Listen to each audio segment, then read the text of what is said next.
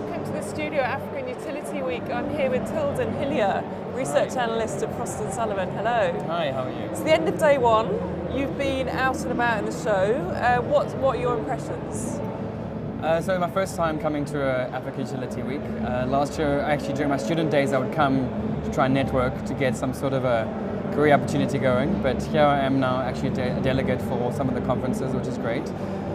And you know, straight off the bat, at the keynote speaker with Yamkela from Sierra Leone. I'm not sure. I'm sure you've heard of. Yeah, I've been hearing everyone. Some good feedback. Yeah. Not surprising. And even the gentleman from the States mentioned how inspired he is by this man. And one of the nicest things he said today, which got like some awes from the crowd and like a round of applause, was just how Africa needs to stop complaining and stop playing the victim game, where we look at ourselves as the backburners of the nation, of the revolutions.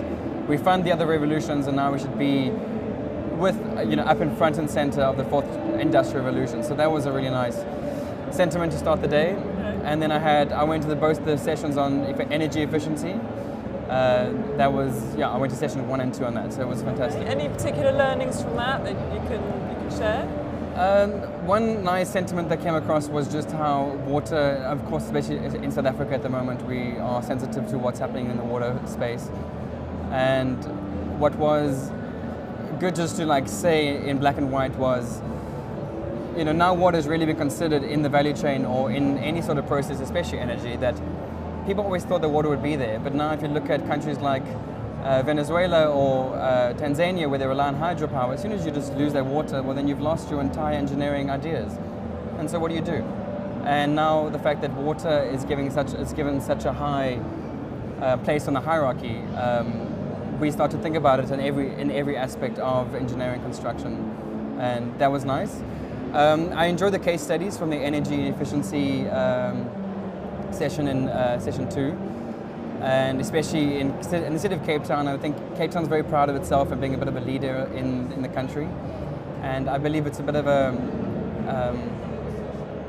an exception to the rule, because they're sort of broken away from NERSA sort of regulation in a sense, and they're doing a lot of guinea pig projects which the other municipalities are and should pick up on. And the most exciting for me was the Bayside Mall in Tableview. Okay. And they have covered their roofs in solar panels. They've taken all the waste from all the organic waste, and they're putting it into a digester for the methane extraction, and they're collecting rainwater to flush toilets with. Right. Because every time you flush a toilet, you're flushing potable water, which is insane. So what about this afternoon? Anything else grab you? What else from today? Yeah. Actually made some nice notes. City of Cape Town. I mean, the transportation costs in the City of Cape Town are extraordinary.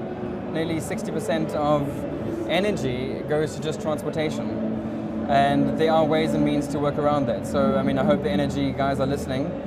The transport guys are listening to ways in which to mitigate some of these issues. And it's about efficiency. I think you may not have the capital to invest in a brand new technology or replace something, but there are ways to mitigate your energy by being a bit more efficient. And the Kobe Plastics, I believe, Carob Plastics.